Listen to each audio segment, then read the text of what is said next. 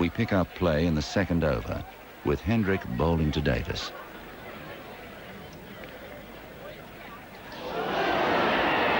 Asking for LBW and he's given him out. So another sad, sorry failure for Ian Davis. What a miserable trip he's had. But it's a magnificent start for England and particularly for Mike Hendrick. And what a tough little 40 minutes this is going to be for the Australians.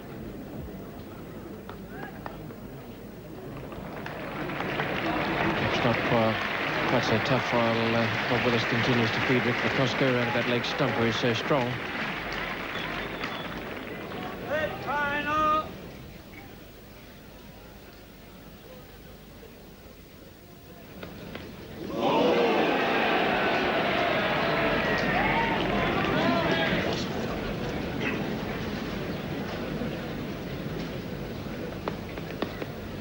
That's a good shot. He picked that really off about middle and leg. I don't know there's all that much wrong with the delivery, but it was a beautifully timed and placed stroke. It's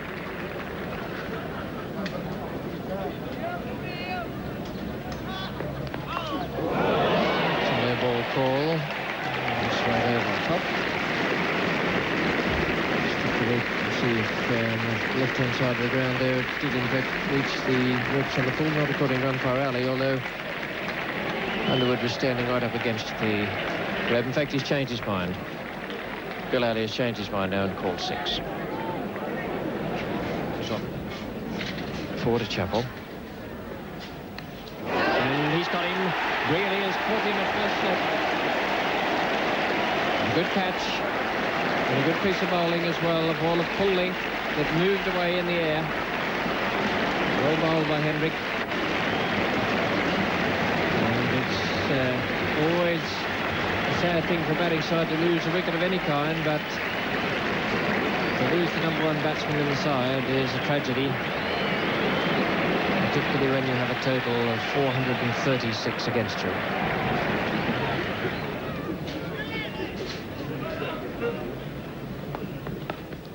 It's 4 in the air through gully, straight past Botham, no chance, but Brooks's favourite area is away square of the wicket on the offside.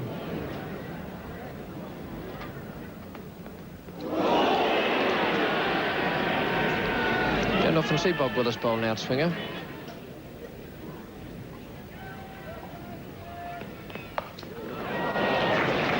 A very good shot.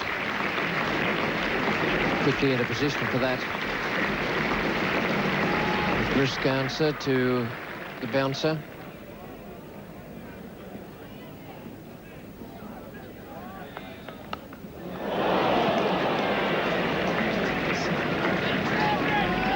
Moving a little dangerously.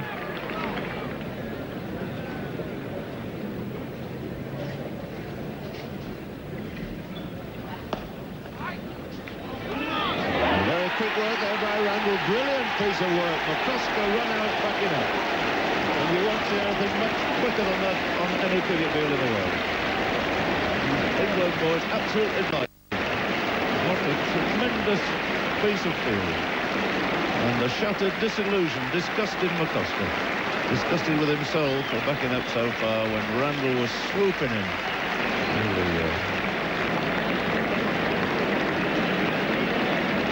Pushing the wedge, setting off for a single. McCosker goes and has to come back. And look at the speed of Randall there. Just the 1 wicket to aim at. And McCosker left really high and dry. No chance at all.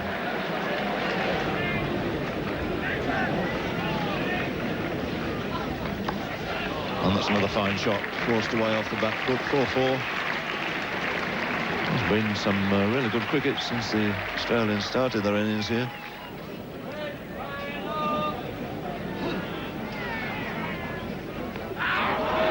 LBW, both on strikes. He walked right across his wicket there. Tried to force a good length, perfectly straight ball on the onside. David Hooks, who's fallen LBW so many times on this tour, goes again in identical fashion, this time to Ian Bolton. You'll see here that looks his right foot goes in line. He attempts to push a good length straight ball away on the onside, played right across it.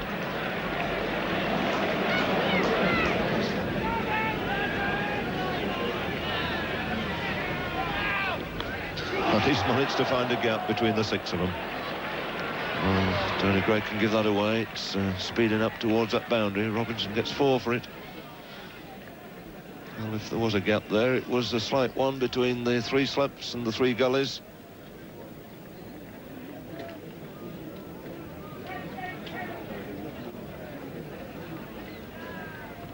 And there's a chance, and it's gone, and Walters falls again. Hendrick takes another catch. Both them strikes for his second wicket, and disaster for Australia.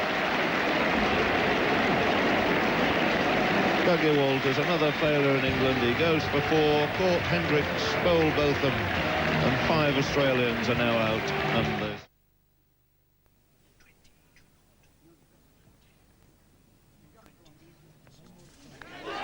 That's a good catch.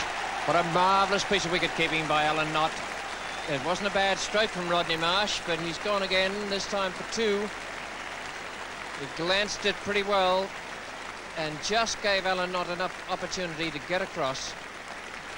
Super piece of wicket-keeping, that. One wicket-keeper to another. Turned it off the middle of the bat. And that would have been 4 runs, but for that glove intercepting it. So a super piece of work there by Alan Knott.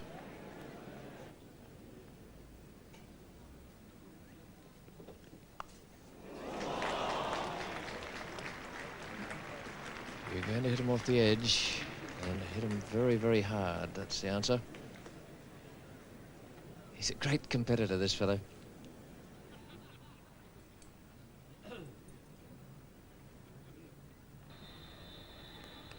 Out. Tony Greig.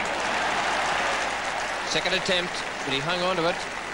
He was moving very fast, and Hendrick looks almost as relieved as does Tony Greig. 87 for 6 was, and now it is 87 for 7. Robinson out for 20. Caught Tony Greig, bowled Mike Hendrick. Australians talk about their devil's number being 87. Pretty useful catch by Greig. It was going fast and about face height.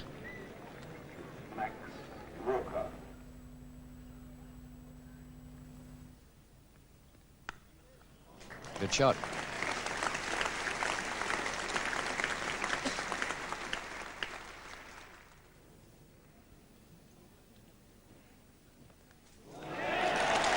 Alan Knott again. Max Walker playing the same shot. He failed to make contact against Mike Hendrick. Has gone for 7. Caught Knott. Bowled Botham, and Botham has his 4th wicket. The big outswinger.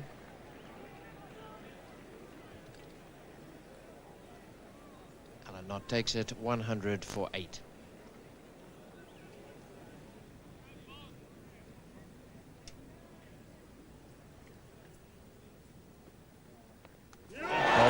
It's a good delivery from Botham.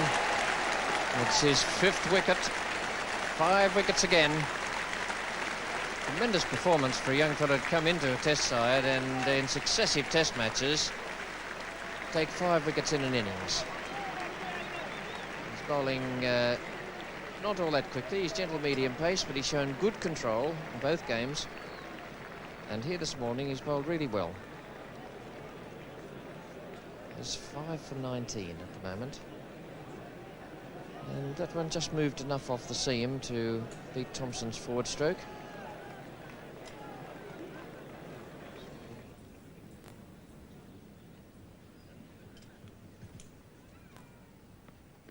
And that's bowled him, so justice done in the end for Mike Hendrick, winding up this Australian innings. Dramatic collapse here at Headingley with Australia now 103 all out. There's an old saying in Australia, it's not...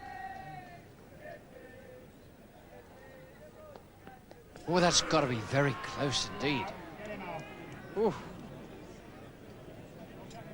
That's a good eye from Rick McCosker.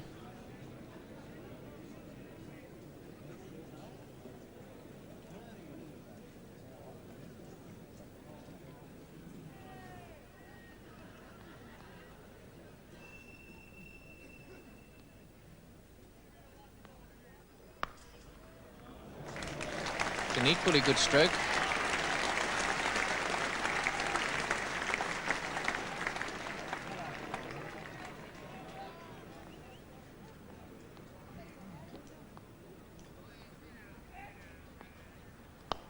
It's a lovely shot from Ian Davis. He's 16 now, and all 16 have come in boundaries.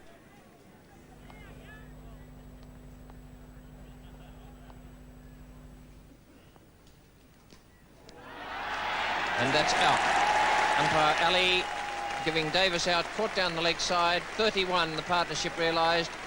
And Davis is out for 19. Caught not, bowled Greg. Greg has broken the partnership. Precisely why he was brought on. He wasn't brought on in a defensive capacity to keep runs down. But it's because Brearley holds the opinion that he is a partnership breaker along the lines of Doug Walters. And he has done it, not with one of his greatest ever deliveries, but with one that was going down the leg side.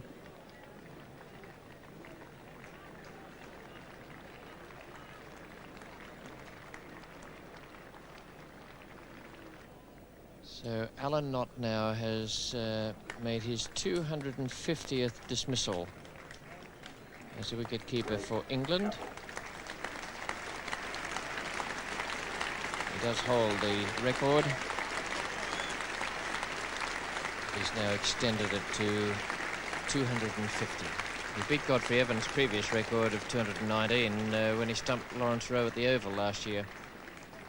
So it's a terrific performance from Alan Knott over the years for England.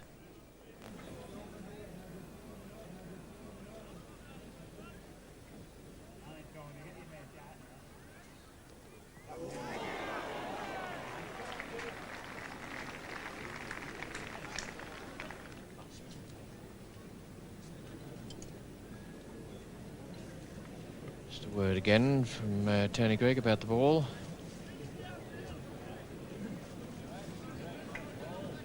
Obviously there's enough in it for umpire Ali to discuss it with Lloyd Budd. And it looks as though they're going to make a change. There's big pockets in the umpire's coats, carry a multitude of things. Umpires in Australia carry little packages or purses with scissors and knives and screwdrivers in case a toe plate works loose from one of the bowlers. Safety pins. Also one or two spare balls.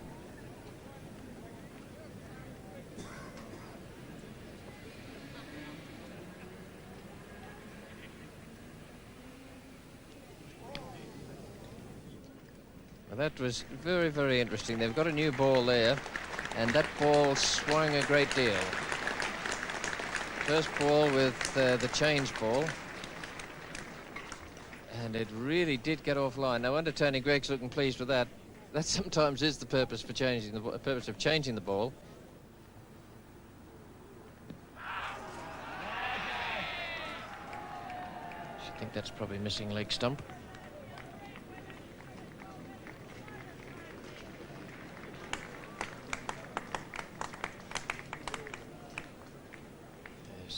So it would have gone about 6 inches down the leg side.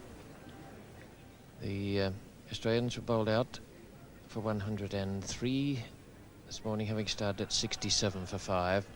That's the story of their scorecard, with only the 3 men, 27, 24 and 20, McCosker, Hooks and Robinson. And that's a good delivery, unmoved. Umpire Ali at the bowler's end.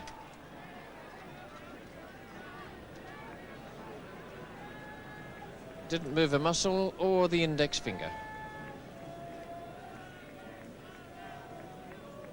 and it came off the left pad, so it was a pretty good decision.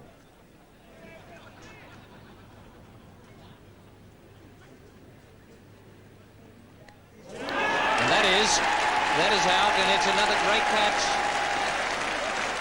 McCosker gone on the stroke of lunch. 35 for 2 Australia. McCosker brilliantly caught again by Alan Knott. 2 marvellous catches in this innings, as well as one in the first innings to dismiss Rodney Marsh, and it's 35 for 2 at lunch.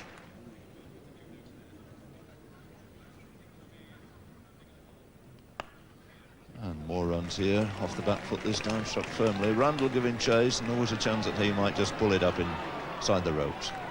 He does that, but David Hooks takes 3, and it's been a good over for the young left-hander.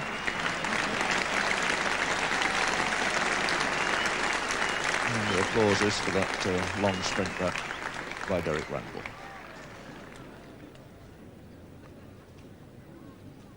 Hendrick coming in to complete his 8th over. And the question asked, and he's given him out this time, and David Hooks falls again in a manner which he's threatened to do ever since he came in. There's been at least half a dozen appeals rejected from the bowling of Tony Greig, but he falls in the end to Hendrick, once again in similar fashion, going across the line of a perfectly straight ball. So it was LBW at that top end to both them in the first innings, off almost the identical shot, and falls again in this second innings. Out for 21, he's the 3rd Australian out. The total is on 63, which means still 270 runs behind England.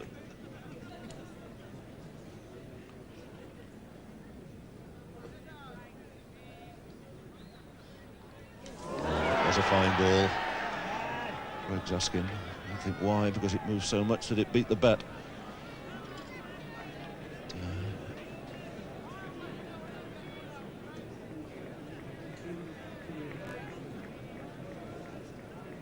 Fine ball.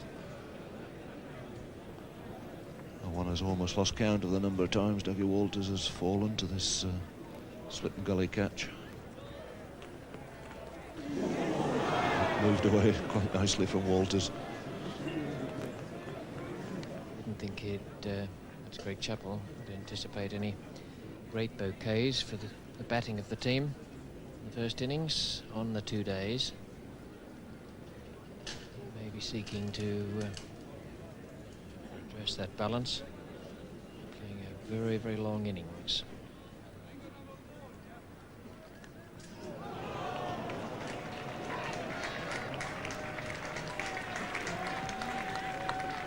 Four runs to Greg Chappell.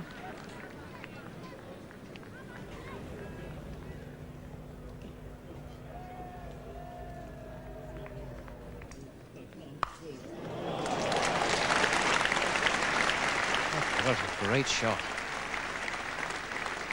My mind flashed back there to Perth in 1974 when Dougie Walters reached his 100 with a shot like that off Bob Willis.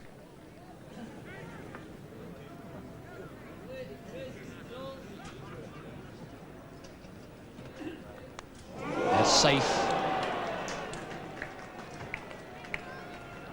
It was almost identical with the stroke that brought about Greg Chappell's dismissal in the first innings. The ball not quite there for the drive and moving away in the air. He's aiming away through extra cover, and he's now gone on to 14.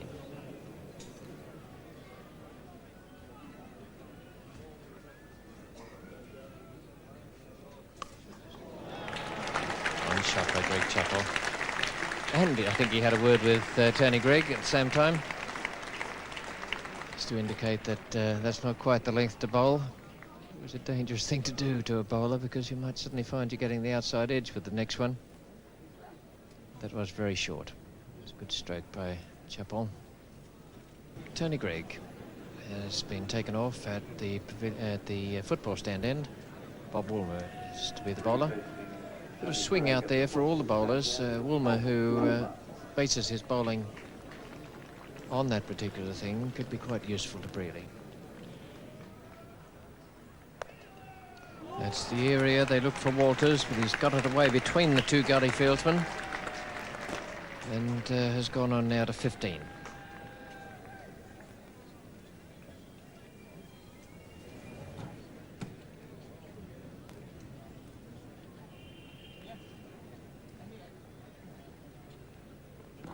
Well, that's close. That's worth a shot, and certainly Botham and Knott gave it a shot. We find it difficult to see from here because the batsman's body obscures the stroke. It might just have been an inside edge, and it might just have been going past leg stump as well. It's been fairly slow progress from the Australians in this innings compared with the way they went about it in the first innings.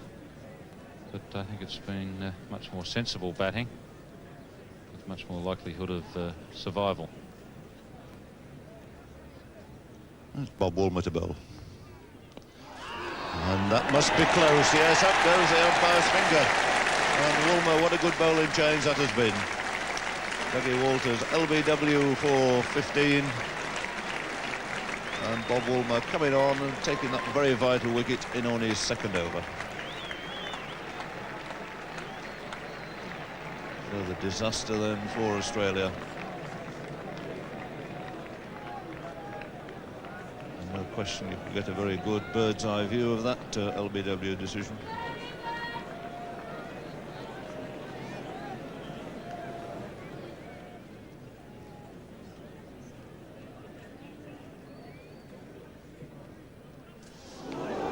Very, very close indeed. Two good outswingers and one back into Robinson. Very nearly got it through.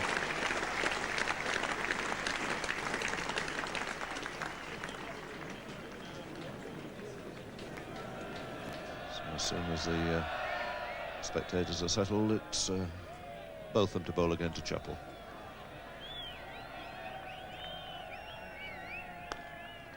Oh, that's a lovely shot for 4. It'll race away again from Bob Woolmer.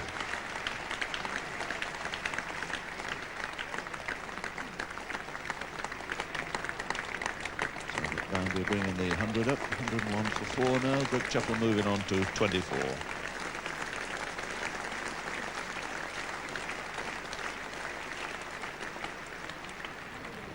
And Braley still able, of course, to maintain this attacking field. 6 close catches, wicket-keeper Knott, 3 slips, 2 gullies. And both of them from the Kirkstall Lane end. Not very much about that. Went to whip that away on the leg side, found an outside edge, lobbed in the air, could really have gone anywhere, but fell to safety on the offside.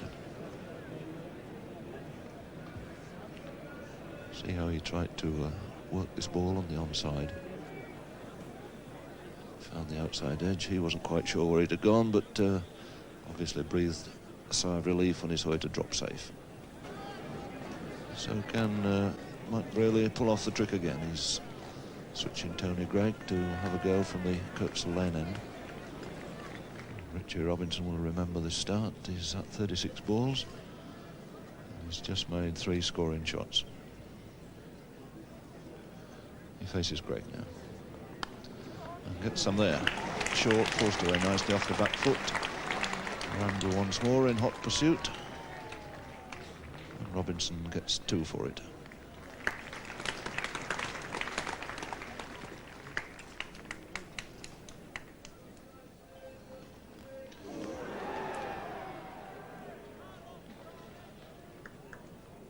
Gregg with his happy knack every now and again of pulling a really good bowl out of the bag.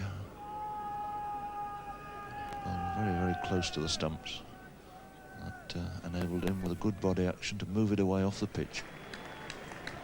And so it's going to be most interesting to see whether in fact Derek can get any spin out of this pitch. We saw Ray Bright certainly straighten up 1 or 2 quite nicely yesterday. But, not quite sure on a dry wicket whether Derek is as big a spinner of the ball as Ray Bright.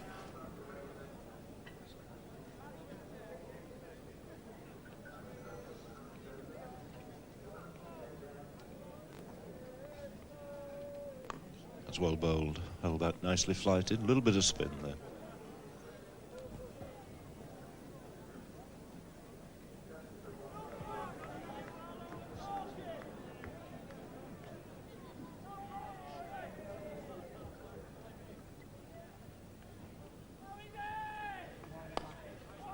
Safely kept out. Chaplet counted them well. It's the end of the Underwood over, and Australia at tee 114 for 4 with Chappell on 29 and Robinson on 6. After tea, there were just 4 balls bowled, one of them a wide, and then umpire Ali...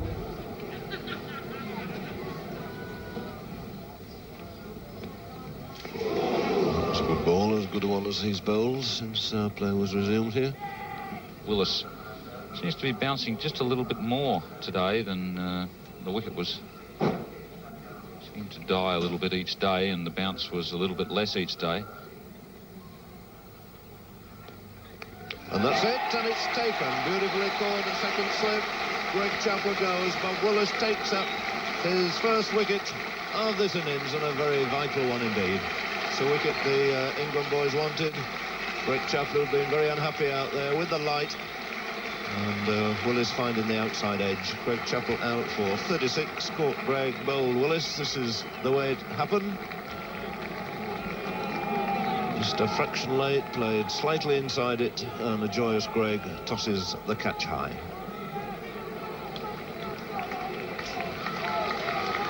So another disappointment for the Australian captain. Out for 36, but he'd battled away hard for a very long time.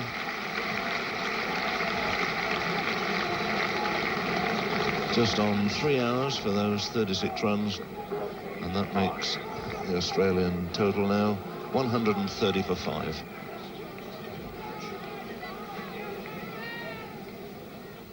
It's a fresh over now from Mike Hendrick and Robinson to face. That's a lovely shot.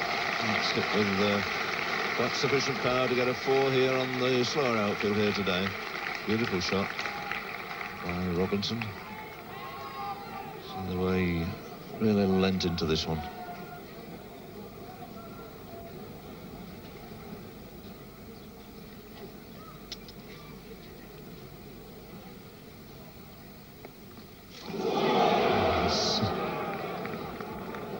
And he swung himself off his feet there. Incredible sort of shot this.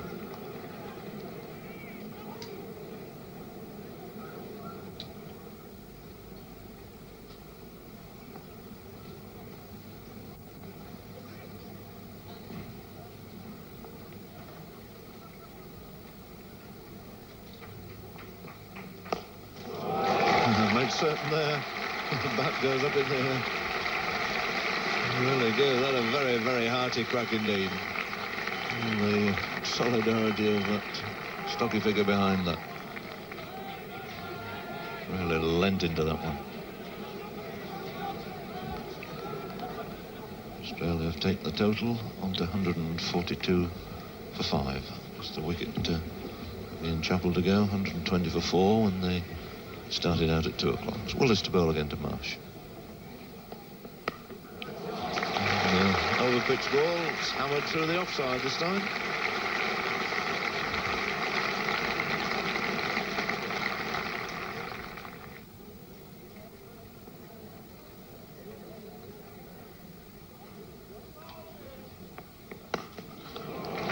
And a third 4 to Rod Marsh.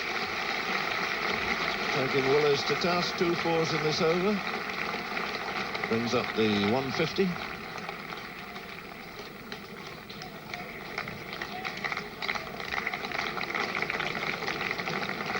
Marsh going on to 13, 150 going up.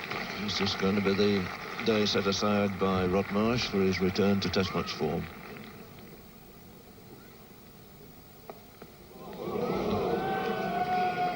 I think he saw a great deal of that.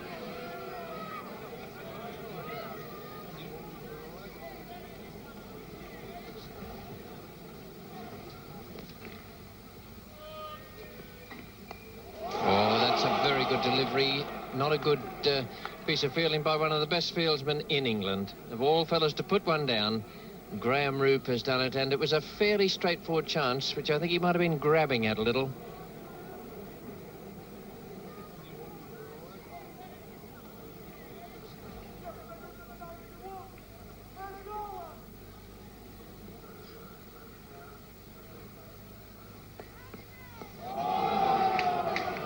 That's just about the best delivery of the morning. I reckon that started a round leg stump.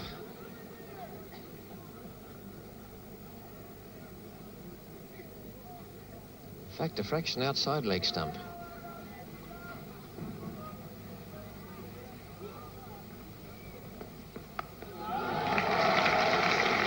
And that's the agonising thing for a bowler. It's 191 for 7. Well, this is Mike Hendrick still plugging away from his football stand end.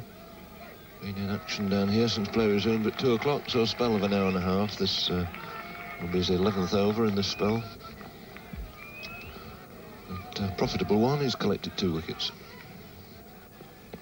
And gives Rod Mars something to think about there.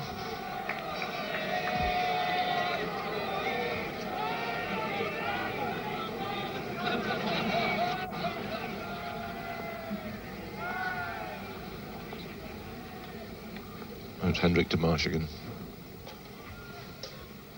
Oh, really powered that one away. Sunday afternoon slog round the leg side. Picked it up in the middle. This is 8-4. Real action stuff here on Rod Marsh.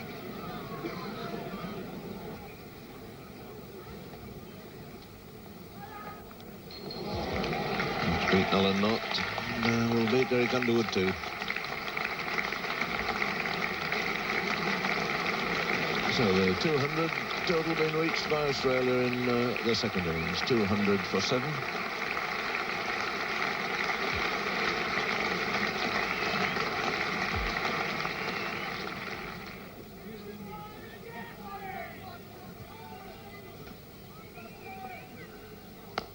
That's in the air, but safe. Clipped again very hard by Marsh, wide of mid-on, just some 3 or 4 yards away to Underwood's left.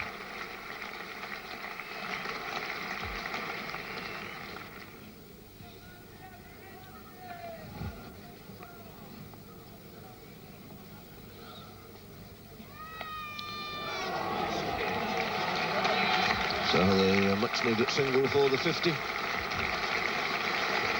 Thick outside edge. So he's rather pleased about that.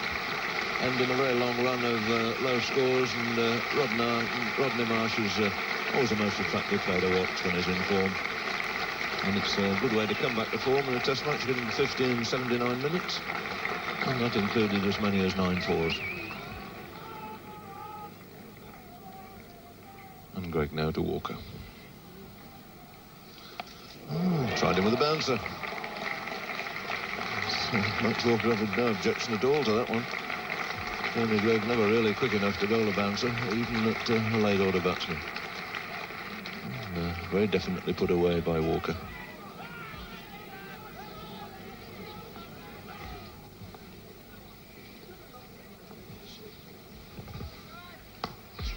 Has he caught him? He's dropped him.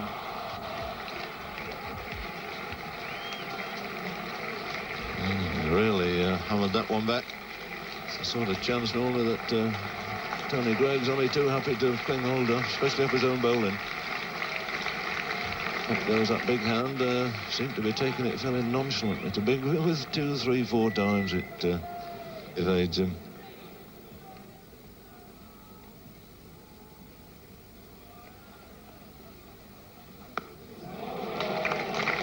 That's beautifully in the middle of the bat. There's no outfield. It's quite a safe stroke from Max Walker. And the half-century partnership comes up.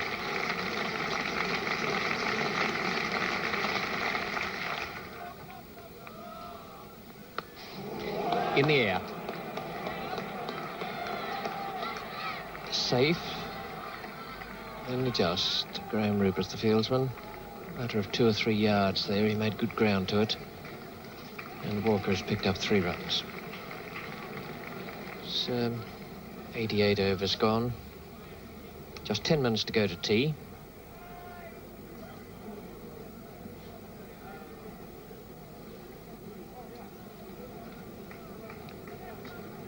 And it is the new ball, in fact. Umpire Lloyd Budd, Artis End, has taken it out of the cellophane wrapper.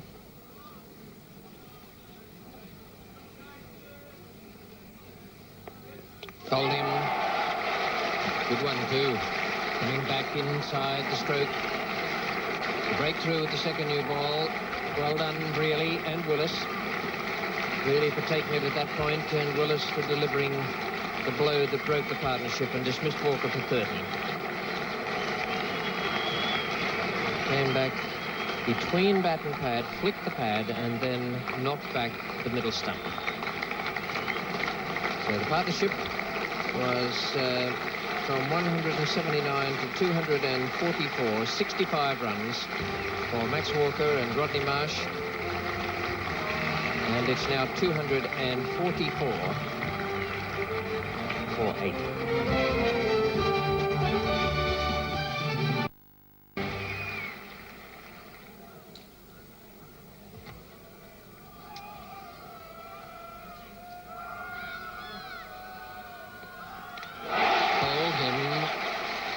Another very good delivery from Willis. Again, the in-swinger.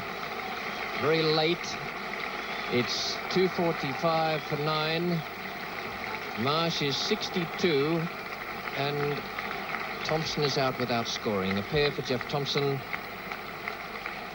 And a very good piece of bowling from Bob Willis. Once again, it's the pad intervening. The ball flicking off the pad, and this time hitting the off stump.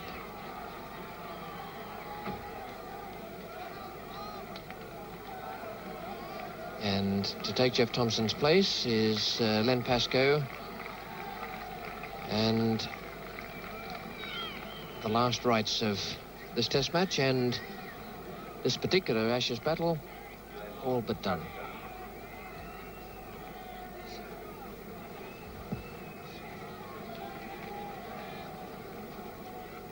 Bob Willis now to Pascoe. It's 245 for 9. No ball.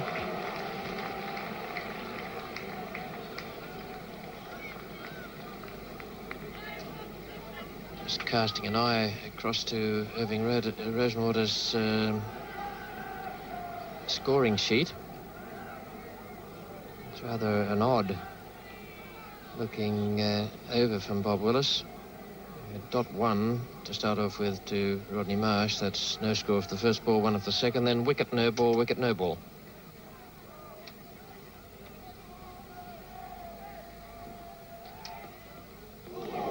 What a useful delivery that was. I don't think I'd like to have been on the receiving end of that.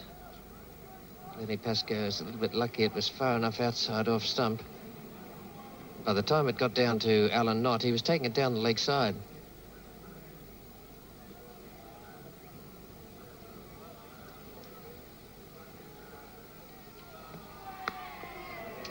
Well played by Pascoe.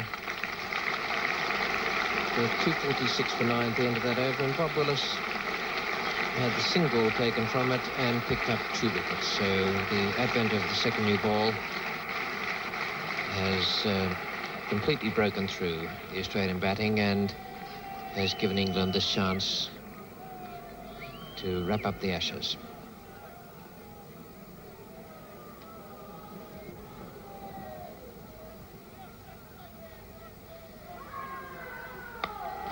It's in the air. Derek Randall is under it.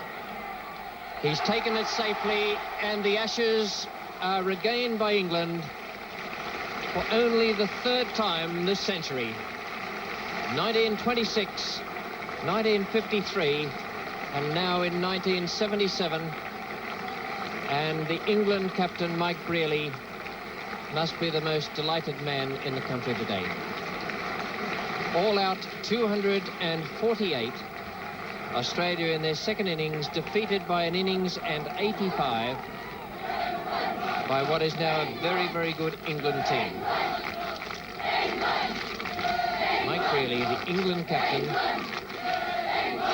with the rest of his players just going onto the balcony. Marsh was caught Randall, bowled Hendrick for 63. And this is how the last wicket fell to give England the Ashes, lost in 1974-75, into the safe hands of Derek Randall.